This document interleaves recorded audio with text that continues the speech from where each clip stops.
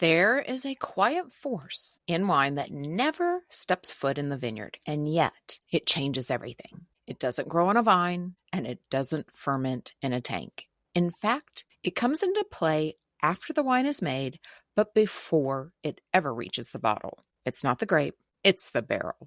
Today, we crack open the world of cooperage with a master cooper who shaped barrels on 3 continents and crafts them for some of the most iconic winemakers across the globe. This isn't just about wood, it's about chemistry, craftsmanship, and the quiet power of oak to transform a wine's destiny. If you think barrel aging is just an afterthought, buckle up because you are about to see how it's one of the most critical, creative, and misunderstood elements in winemaking. Welcome to Everyday Sommelier, where we make learning about wine approachable, fun, and something you can actually enjoy. I'm your host, Kristi Mayfield.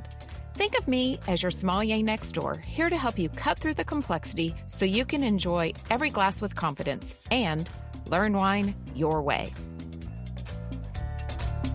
As a sommelier and wine educator, I have had plenty of my own aha moments, but today's conversation had quite a few more in store for me, one of which is how closely the art of barrel cooperage mirrors winemaking. From site selection to toasting techniques, it's a world with its own terroir, timing, and trials. And trust me, after this conversation, you'll never swirl a glass of wine the same way again. So let's jump in. What better way to explore inside the wine barrel than to go straight to the source and enlist the expertise of a master cooper? My guest for today's episode has experience barrel making from Australia to Northern California, and he partners with winemakers across the globe from Burgundy to Texas. With his diverse background and roots from Normandy to Britain that further enhance his viticultural knowledge, it led him to where he is today in his role with Bernard Barrels in California. I'm so excited to welcome Guillaume Maugier. And Guillaume, I'm thrilled to have you here to share with our listeners some of those hidden secrets about what's really inside wine barrels and how that information can translate to their own wine journeys. So welcome. Thank you. Thank you, Kristi. Thanks everybody for being with us today. Today we're gonna talk about barrels, and we're gonna try to give you some insight and debunk some facts about barrels. Barrels have been around since a very long time, but barrels have 3 roles: container, first to contain the wine and the liquid; micro-oxygenation, slow input of oxygen, and for evolution and stabilization of the wine; and exchange of tannin to structure the wine and to allow him to keep his color and to age through time. As well, flavor, texture, sweetness, spice, and so you have a lot of different flavor to create a barrel and to create palate and a taste for the wine. Yeah. And, Guillaume, the creation of wine barrels doesn't really often get put into the spotlight like winemaking and the evolution of wine. But you put some really nice parallels together between winemaking and barrel making or cooperage. Can you walk our listener through that concept? Yes, it is very, very similar as winemaking. Making wine barrels you do have 3 big areas for barrel making, exactly the same as winemaking, because it's an agricultural product. First, it's the selection of the site. So if you talk about winemaking, selection of the vineyard, the site of the vineyard, being on a hill, being on a slope, it's always better. You're going to have more complexity in your wine. The selection of the forest is quite important as well. In this case, the French oak that we use, Quercus sessile, love alluvial soil, humid soil. So all the forests you're going to have, the quality forest, going to be around and nearby the Seine River and the Loire River, the Loire Valley River. That's the first thing, selection of site. The second one, it's maturation and maturity. Maturity of the grapes, the correct level of sugar, we're going to turn into alcohol, and the phenolic maturity, which is the maturity of the seeds. The seeds need to be brown. If it's green, you're going to have like chewing a green piece of wood, and it's exactly what's going to happen in a barrels and if it's not aged properly, and it's what's going to happen in a wine if you don't pick your grapes properly. So maturity of the wood. It's removing the tannin. we want tannin, but we want tannin at specific level and some tannin. You do not want green vegetable tannin. So that's extremely important. And the last one, and you can have a relationship with heat, with temperature, fermentation. And for barrels, we just toasting the barrel. So we do the Maillard reaction, which is a caramelization, basically, because oak have fructose, 15% after 2 years aging, 15% of humidity. So fructose plus water exposed over heat create caramelization, and you can decide different type of caramel, different type of flavor depending the time exposed, the intensity of the temperature of the flame, etc. So it's very similar. Interesting. So where it comes from, how ripe or mature it is, and then the finishing process. Basically, interesting that it's sugar in grapes and sugar or glucose in the wood that ultimately impacts so significantly. So the maturation, it's very interesting because it's over the last 40 years. The barrels have been here for a very long time. Before it was more of a container, and it's with modern winemaking that we developed the modern barrel making, and the gain in quality, and as well that really fits the technical need, as I told you about stabilization of the color, stabilization of the tannin, but the palate. And if I give you an example, it's very simple. When the American wine industry, when the wine hit the masses, hit the shelves, who was drinking wine? It was the baby boomers. Baby boomers start like in the 90s. They were 40 years old, and a new beverage happened to show up in town, and it was wine. But what they were drinking before, what was the palate education? They were drinking bourbon, which is huge into the American palate because it's vanilla. So bourbon, beer, and cocktail. And cocktail is very interesting because you have alcohol, sweetness, spice, and you do not pair cocktail with food. If you want food, you need to have acidity. The beverage need to have acidity. So in the 80s, in the 90s, we were producing wine. We were really replicating the style of the cocktail. There was a new cocktail intent. There was wine with high alcohol, a lot of sugar, sweetness, spice, a lot of oak, and you were not pairing. We were not putting the wine on the table. We were drinking wine before preparing the dinner, and then customers get exposed to a cooking show, traveled, get exposed to European wine. European winemaker came here and work in US wineries. So the style changed. And now what people want, it's fruit and acidity. And so we rebalance. And I think American wine industry, even if it's difficult and tough now, because baby boomer population was supporting the industry, wine industry is dwindling. But I think we're really gaining in maturity, and more we're going to make wine we are perfectly balanced and we can compete with everybody going to age. And that's what we're looking for wine.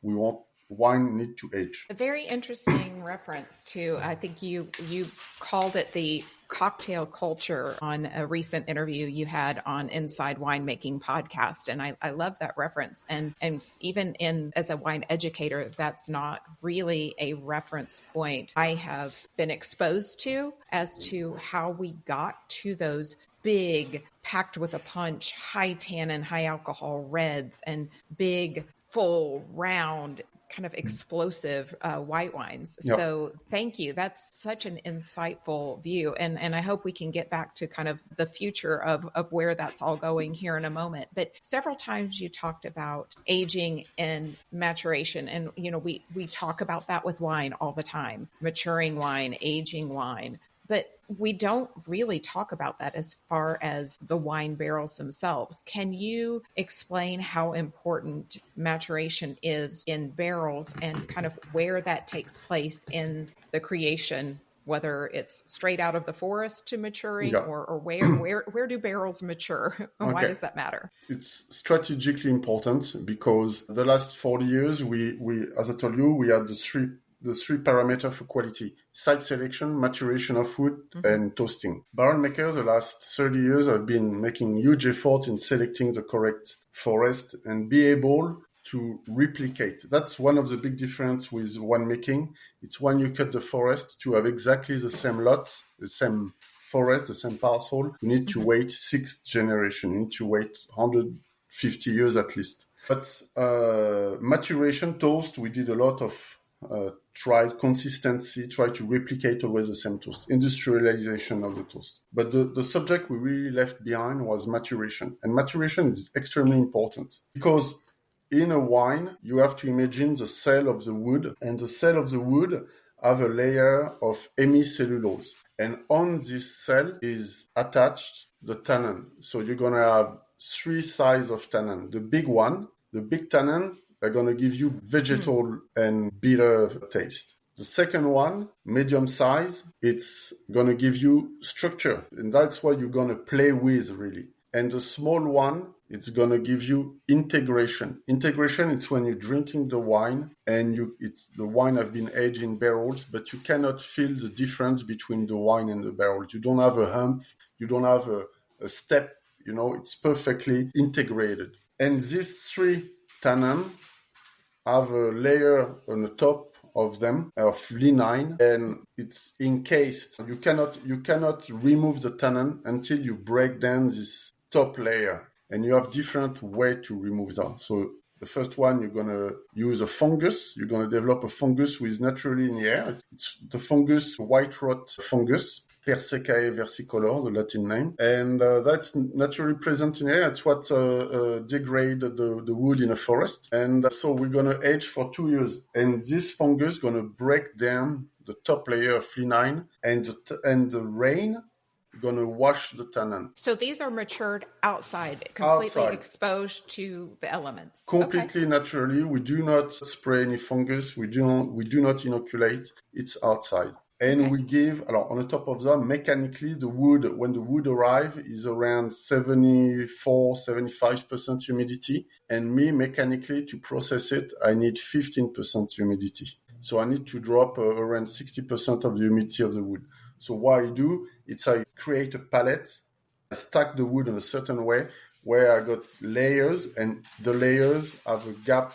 Between each layer, it's a gap, and airflow going to dry my wood. Okay. But tight enough to create humidity environment. We're going to help the fungus to develop. So the first thing, it's fungus, used by 98% of the coopers. And we usually age for 2 years because you need 2 years of humid season to wash the wood. And the life expectancy of this fungus is 2 years, 24 months. You can push to 36 if you want less tannin.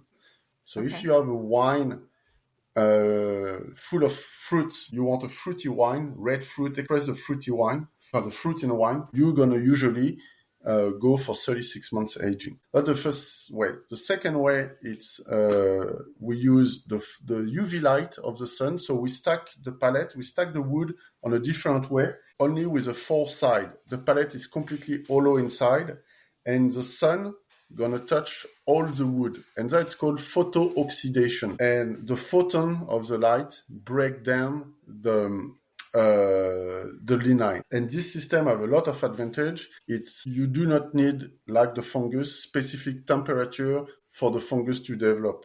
The UV light is here every day, and that's very interesting because it's a system who exists since a very long time, but it's been refreshed. And it's fitting perfectly the modern palate. The palate of the customers of today. We want fruit, and we want to express floral characteristic, for example. The third one, it's steaming the barrels to bend the barrel. It's mechanical. We're gonna put the barrel with not yet closed, not formed. We're gonna put down a steam chamber, steam the wood, and the wood mechanically is very soft. And we're going to be able to bend it. It's very interesting. You have few cooperages who use this system and give great results. And for example, that fit perfectly wine from, for example, Texas, South California. Why? Because in Texas, in South California, in Spain, south of Spain, you already have the structure. You already have the tannin. It's so warm that the tannin and the sugar are high.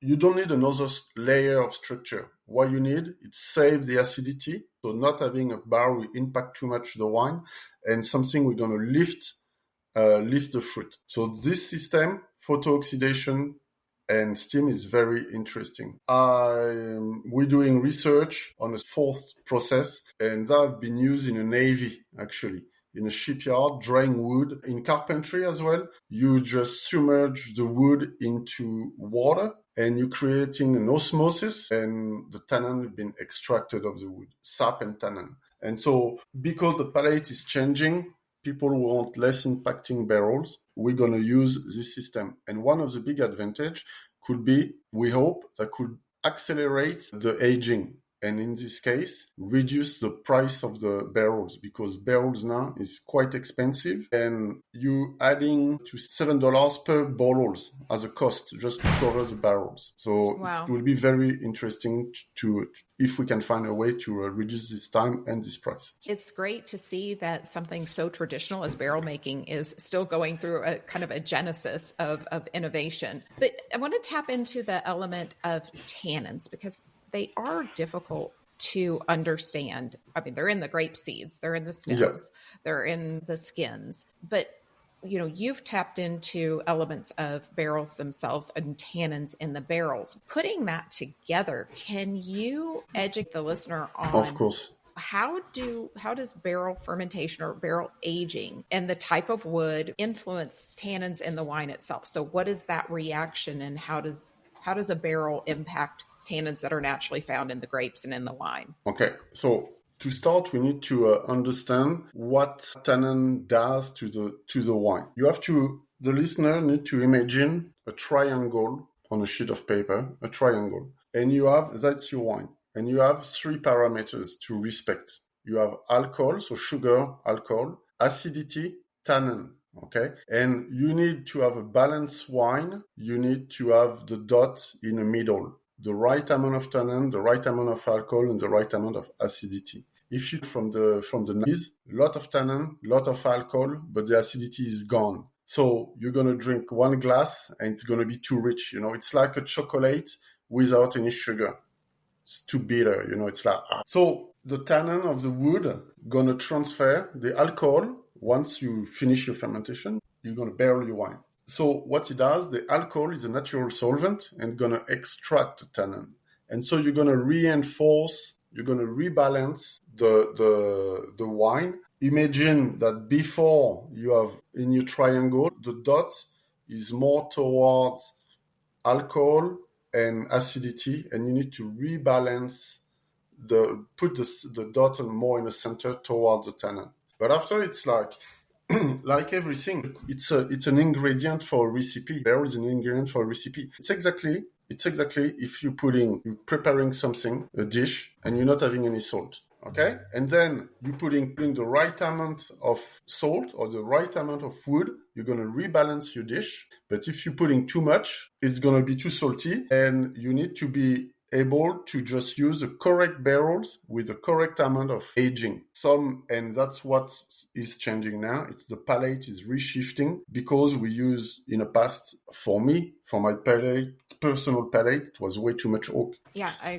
agree. And I love the cooking and recipe references, because that makes it really easy for someone to understand it. We also think about other elements that you deal with every day that we're maybe not as attuned to. I mean, we have these images of wine cellars that traditionally have your standard 225 liter wine barrel. And that's what our listeners are familiar with. But you make innumerable different shapes and sizes of barrels that have a very different impact on the wine itself. So how important is primarily size, but also shape? And how do you guide winemakers in selecting the right size for the varietal or either other elements, even like the terroir and vineyards that we've talked about already? Okay, so that's a very interesting question, because, as I say, barrels are here to improve or correct the wine. If the wine just need a bit of lift, it's exactly if like you're having a very nice looking person and choosing the right clothing, gonna make him or her look like, put all the advantage, Barrel, it's exactly like this.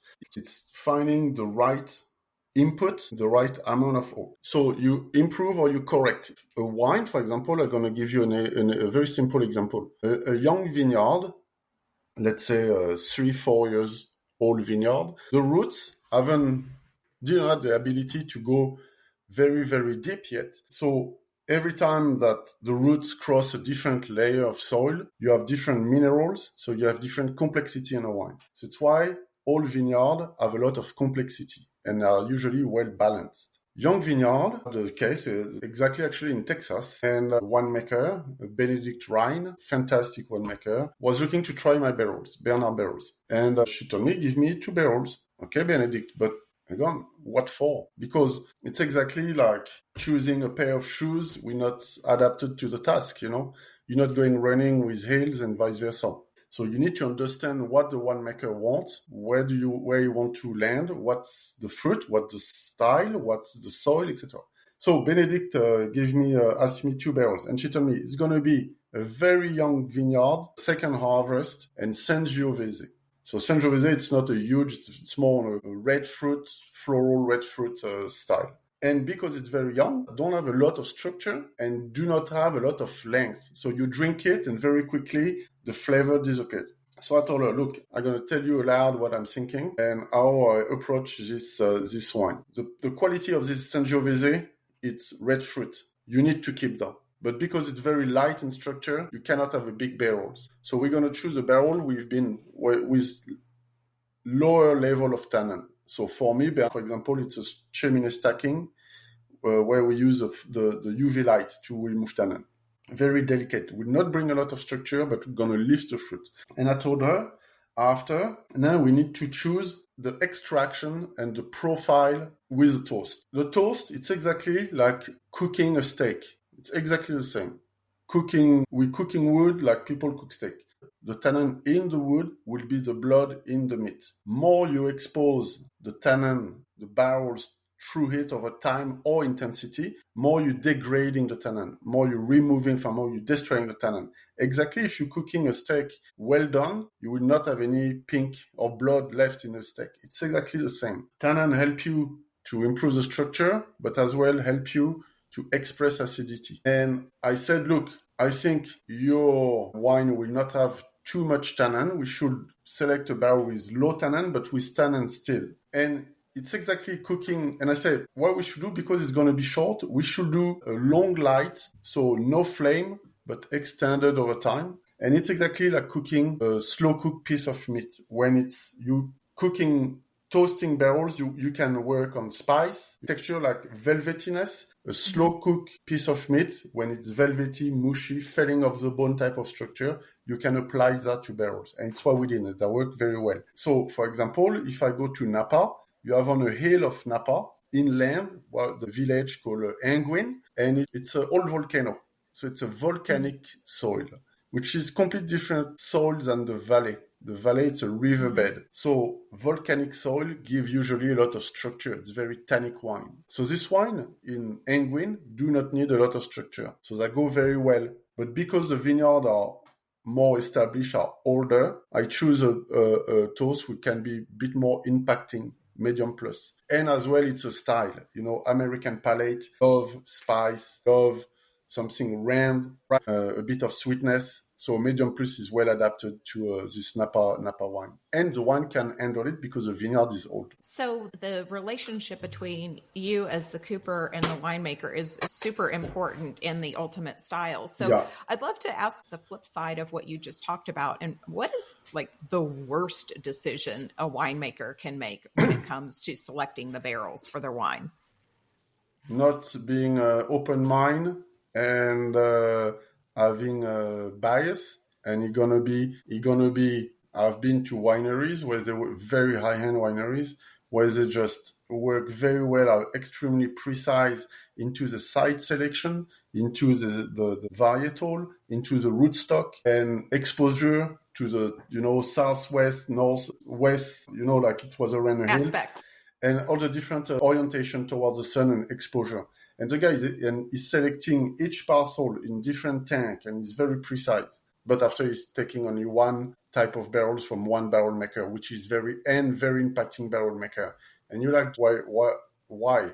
It's like trying to do a complex meal and having only salt, and it's terrible. But as well, I've been in your previous question, I didn't talk about shape. Shape is extremely important because we've been talking about the style of food, the aging, the toast, but shape is very important because you have two parameters. You have the ratio of volume, surface area, and contact. So a barrel, let's say the barrel is 1:1. If you go for a barrel twice bigger, you have 0.5 of ratio, etc. So you have the amount of tannin extracted per gallon is 2:1 or 2.05. That's the first parameters. Because of the palate is changing, we want less impacting wine, less oaky wine.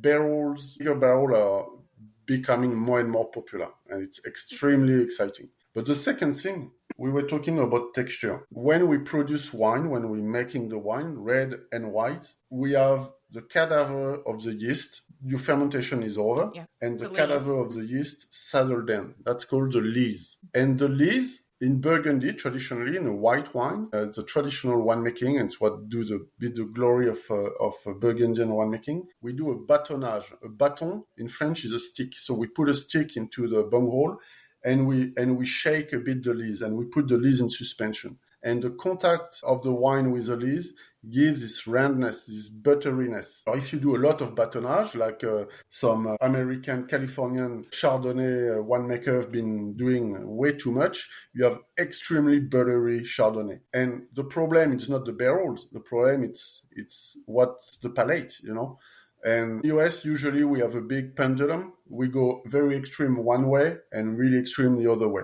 Now, because this crazy buttery Chardonnay that everybody despises, we're going more the other way. But you still have some people who like it, and it's not bad. It's not, it's your style, but the style is changing. And so if you incorporate bigger barrels, you have a surface area which is bigger. And I'm talking, for example, for red.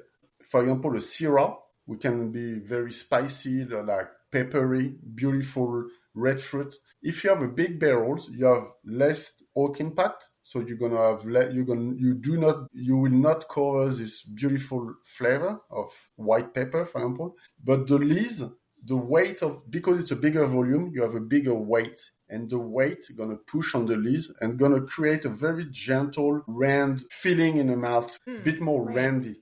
And that's very interesting. And so I recommend that quite a lot. But as well, for example, barrel makers are always here to give solution. And that's my philosophy. And so there was last year, I was working with a very good estate, and they have a project in Paso Robles. And the winemaker, so they're using a custom crush. So they're renting space in a winery. And the winemaker was looking she told me, I want to have more oak, but I can't because I'm limited in space because my budget don't allow me to rent another row of barrels, like in a shed, in a building. And I told her, what you could do, instead of doing a 225 liters, you do a 275 liters. So we gain 11 gallons. And so that's an economical solution. And that's great, But, and just to finish about shape and volume, the wine do not stand still in the barrels. The wine always rotating. It's moving. It's moving on a cycle. And so if you have, it's called the golden number, Fibonacci number, and it's the perfect balance, the perfect numbers in nature. So it's the same. It's why a shell have this shape, or like a sunflower seeds are set up like this in a flower. And so we have created some coooperage, but for example, the Hermitage coooperage have created barrels. We respect exactly the Fibonacci number in the dimension. And therefore, winemaker, we love to work with biodynamic, for example. It's a great tool to have. We've talked all of this conversation around oak barrels, but oak influence doesn't always come from a barrel when it comes to winemaking. There are things called oak chips, oak staves that impart some oak influence. Can you educate our listener on what is your thought about oak chips and stave? What function do they serve? And I guess really when you talked about every barrel can add about $5 to $7 to the cost of wine, how do oak chips and staves play into that as well? So kind of two parts of the question. That's a very good, very good question. In the wine industry, you have three tiers. You have the lower tier of wine, the medium grade, and the premium wine. Only 2% of the volume of the wine produced in the world goes through barrels. Okay, so it's not a lot. So you do have in your price point, selling your wine, you have only two options: an oak or aged in barrels. And so it's all you have a bottle, let's say a bottle at $25, an oak. And so if you want to reach a different public or a different classification, you add oak, but straight away you're jumping from $25 to $32. So it's a big gap, a big jump. And what we discovered is we could add chips which come exactly from the same trees and usually are aged exactly the same. It's stacked outside and aged for 2 years. So you have the fungus, remove the tannin, etc. And so they allow you way more flexibility. So that can be in different shapes. That can be in chips, like mulch you put in your garden. That can be in little cube, an inch by an inch. That can be in long stick. Usually you put that in your stainless tank. So these chips are, for me, very good tools. You're gonna have exchange of tannin and flavor, but you're not gonna work with what we talk about, the shape and the lees and no macro-oxygenation. So you have flavor and tannin. So it's why it's not exactly the same. If you put in front of me two wine, I might be able to find which have been aged in chips and which have been aged in barrels, but it's not that easy. I have to be really honest. Chips do a very good job. And the big advantage for me, it's on the top of a very low price. It's a very good tool to readjust quickly. If, for example, 4 months before racking and bottling, you test the barrels and you're like, I would like more sweetness, or I would like more tannin, or I would like more freshness. Boom, chips going to integrate way quicker. Where barrels, you need at least 11 months. Mm-hmm. And so chips, it's a very good tool. And you have now 3 categories: wine without oak, wine with oak, wine with barrels. So it's chips in wine. For me, it's not a curse word, but you need as well to use it on a correct way. It's a tool, use it the correct way.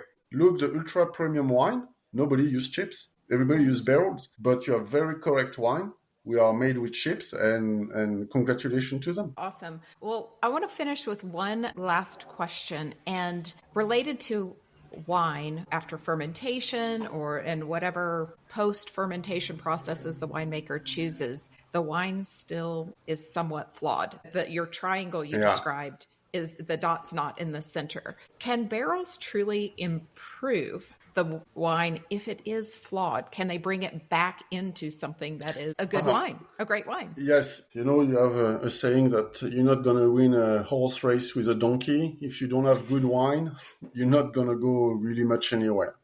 That's the first thing.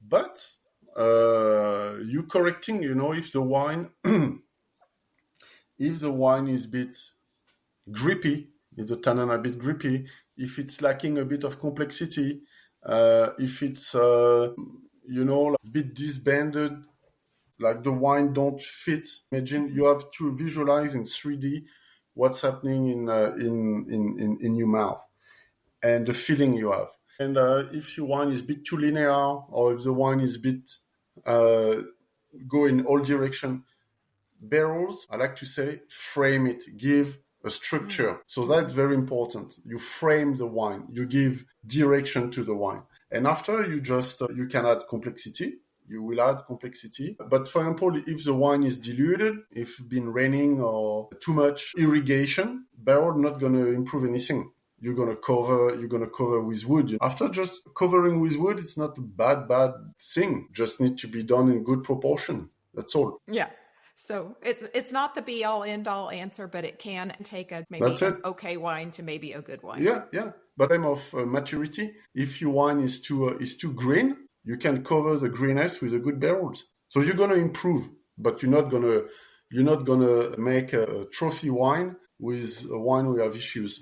That's it. So I've learned so much, Guillaume, from talking today. First of all, I love the reference of winemaking and barrel making have so many parallels, and you've walked us through everything from where it comes from or the terroir to the maturity, et cetera. Not all barrels are created equal in how they influence the wine, and that's really important. And I'm really aligned with the shift you talked about from those big bold cocktail culture wines to really focusing on fruit and acidity. And as a listener, you should be really seeing more of that, although there are still some of those wines that exist. As Guillaume is saying, that the trend is moving more toward the palette of fruitiness, acidity, minerality, things like that. And then, of course, the element of cost. And I really appreciate the fact that you didn't bash chips and staves, because I think we feel like those are kind of cheater ways to make wine. But the points that you brought forward on why they are so relevant, because only 2% of wines are really go through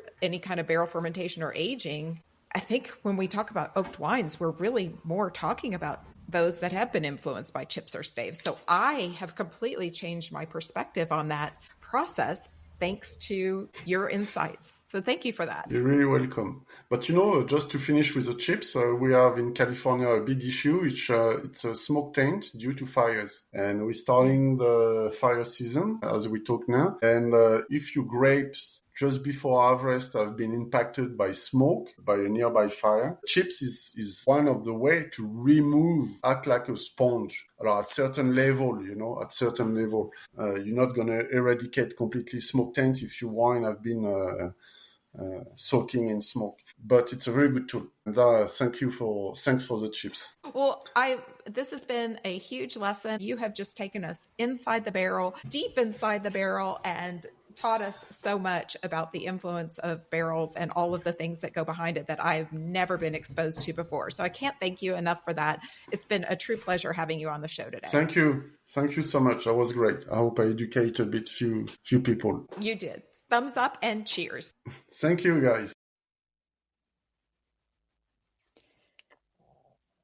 If you got a lot of great information out of today's show, would you please do a huge favor and give us a 5-star rating and leave a review? Even if in the review, all you do is tell us what you would like Everyday Sommelier to cover on our show in an upcoming episode.